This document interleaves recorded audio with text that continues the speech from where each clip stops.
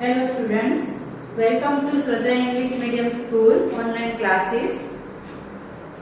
Subject Grammar Standard 3rd. Today we will learn Chapter 1 The Sentence. आज हम The Sentence के बारे में सीखेंगे ग्रामर में. As you know, मैंने लास्ट स्टैंडर्ड में मीन्स सेकेंड स्टैंडर्ड में मैंने आपको सेंटेंस किसे कहते हैं उसके बारे में मैंने आपको सिखाई दिया है. अब उसमें थोड़ा सा और डिटेल में हम समझेंगे. तो the sentence, what is sentence? Sentence किसे कहते हैं? तो अ ग्रुप ऑफ वर्ड्स कि वर्ड शब्दों का जो समूह होता है उसे हम एक लाइन में साथ में लिखे और वो मीनिंगफुल होता है तो उसे सेंटेंस कहा जाता है. तो a sentence is a group of words which makes a complete sentence. शब्दों का जो समूह होता है उसे जब हम साथ में एक लाइन में लिखते हैं तब उसे सेंटेंस कहा जाता है. द वर्ड्स, अब सेंटेंस में क्या क्या होता है, कैसे बनता है, मीन्स कैसे होना चाहिए, कैसा होना चाहिए सेंटेंस, तो उसे हम कंप्लीट सेंटेंस कह सकते हैं. तो हमें क्या क्या बातें उसमें ध्यान रखनी है.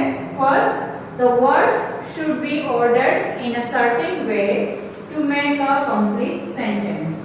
सबसे पहले तो हम जिसके बारे में बोलना चाहते हैं, जिसके लिए कुछ कहना चाहते हैं, कुछ उसके लिए बोलना चाहते हैं, तो उसके लिए जो वर्ड्स हम यूज करते हैं उस वर्ड्स को हमें प्रॉपर्ली ऑर्डर में उसको एक लाइन में अरेंज करना होता है. तो वो कंप्लीट सेंस बनता है जिसको हम रीड करके या बोल के सामने वाला पर्सन वो समझ सके, या हम जब रीड करें तो उस सेंटेंस को हम समझ सके कि उस सेंटेंस में क्या कहा गया है. दूसरी बात हमें ध्यान रखनी है, a sentence should always begin with a capital letter. Sentence जो होता है वो ऑलवेज उसका फर्स्ट लेटर जो भी आता है वो फर्स्ट लेटर कैपिटल करना पड़ता है. ऑलवेज वो कैपिटल लेटर से ही स्टार्ट होता है. और बात ध्यान में रखनी है, a sentence usually ends with a full stop. Generally जो सेंटेंस होते हैं उसका जो एंड होता है, जो सेंटेंस है वो खत्म होता है, वो फुल स्टॉप के साथ ही खत्म होता है. जैसे कि यार ये है फुल स्टॉप की साइन, ये फुल स्टॉप मार्क है.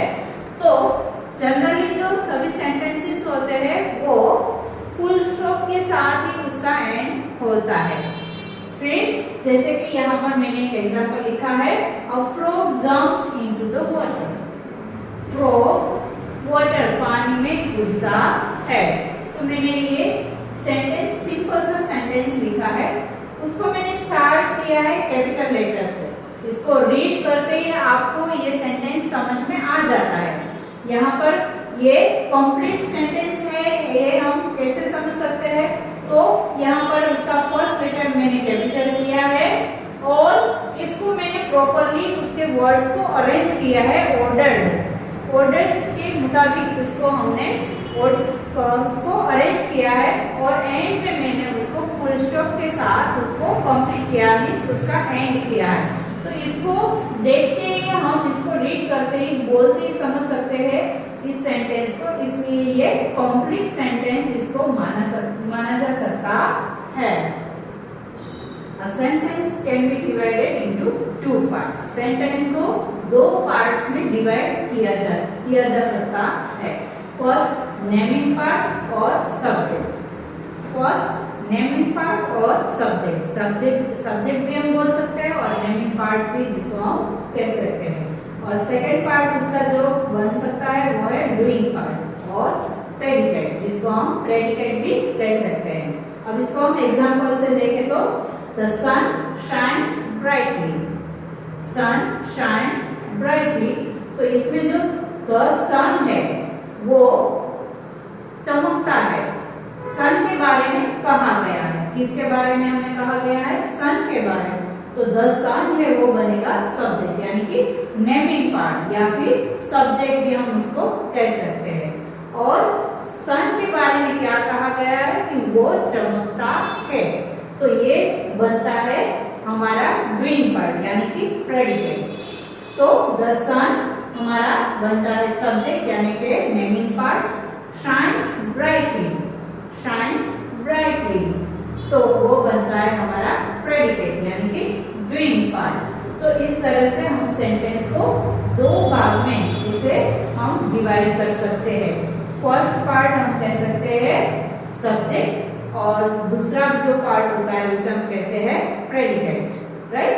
अब नेक्स्ट एग्जांपल देखते हैं। The moon shines at night, moon रात को चमकता है, तो किसके बारे में हमें कहा गया है? द मून के बारे में। और मून के बारे में हमें क्या कहा गया है कि वो रात को चमकता है, तो जिसके बारे में हमें कहा गया है वो बनेगा हमारा नेमिंग पार्ट यानी कि सब्जेक्ट। तो यहाँ पर द मून है वो बनेगा सब्जेक्ट। और शाइन्स एट नाइट, मून के बारे में कहा गया है कि वो रात को चमकता है, तो शाइन्स एट नाइट बनेगा हमारा डूइंग पार्ट यानी कि हमारा प्रेडिकेट बनेगा, right.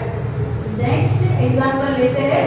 The lion lives in अ जंगल, शेर सिंह जंगल में रहता है, तो यहाँ पर हमें द लायन कहाँ पे रहता है?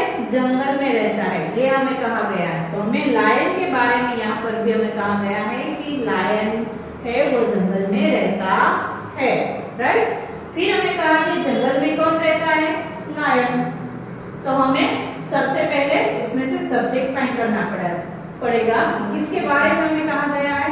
तो लायन। तो लायन, द लायन है वो बनेगा हमारा नेमिंग पार्ट यानी कि सब्जेक्ट। और lives in a jungle, lion कहाँ पे रहता है? लिव्स इन अ जंगल, जंगल में रहता है, तो लिव्स इन अ जंगल हमारा बनेगा डूइंग पार्ट यानी कि प्रेडिकेट। अब नेक्स्ट एग्जांपल और एक एग्जांपल हम देखते हैं। दे आर प्लेइंग क्रिकेट, वो क्रिकेट खेल रहे हैं। कौन खेल रहे हैं? दे यानी वो।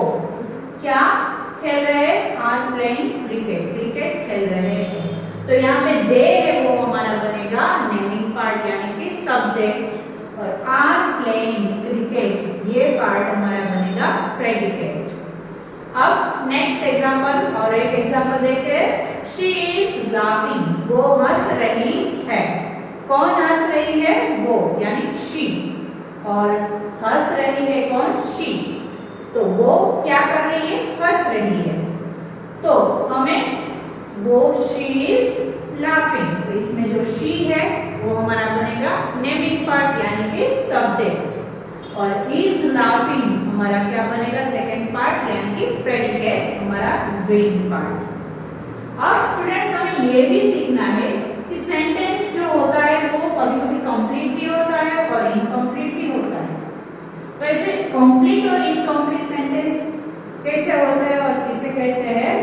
फॉर एग्जांपल नॉट लाइक, ऐसे सेंटेंस के जिसको बोल के या फिर रीड करके हमें उसका पूरा अर्थ समझ में आ जाए, वो पूरा मीनिंगफुल हो, ऐसे सेंटेंस को हम कहेंगे कंप्लीट सेंटेंस।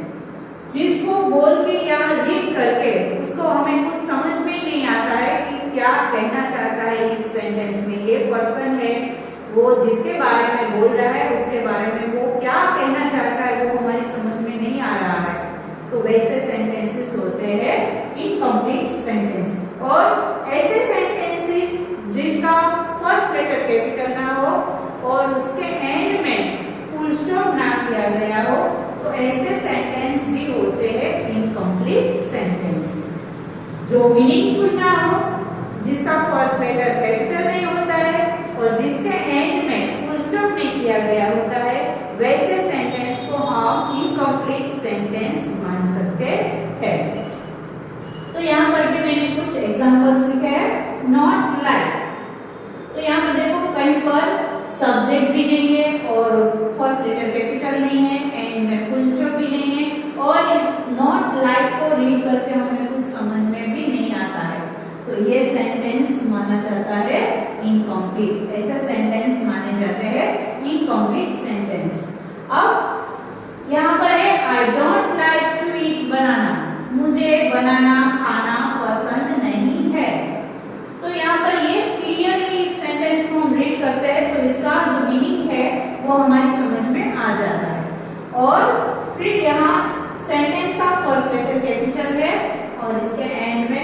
स्टॉप भी है, इट मीन्स कि ये कंप्लीट सेंटेंस है। अब देखिए गिव्स मी, यहाँ पर नहीं है, कहीं भी कैपिटल लेटर नहीं है, फुल स्टॉप भी नहीं है यहाँ पर, और इसका मतलब भी हमें कुछ समझ में नहीं आता है। Gives me, right. अब सेकंड सेंटेंस में नीचे देखें तो she gives me her book, वो मुझे अपनी उसकी बुक देती है। तो यहाँ पर फर्स्ट लेटर कैपिटल भी है और एंड में फुल स्टॉप भी है, और ये मीनिंगफुल सेंटेंस भी बनता है, मींस इसका जो मीनिंग है अर्थ है वो समझ में भी आता है। तो इस सेंटेंस को भी हम मानेंगे कंप्लीट सेंटेंस। तो स्टूडेंट्स हमें ये कहना है कि जिस सेंटेंस में द नेमिंग पार्ट होता है उसे हम सब्जेक्ट कह सकते हैं, और जो डूइंग पार्ट होता है उसे हम प्रेडिकेट कह सकते हैं। तो स्टूडेंट्स आपको इस लेसन में यहाँ तक का नेमिंग पार्ट यानी कि सब्जेक्ट और फिर प्रेडिकेट ये सीखना था, और सेंटेंस किसे कहते हैं ये हमने आज सीखा है। Now students we will learn next chapter in next video. So thank you. Please like, subscribe and share our channel. Thank you.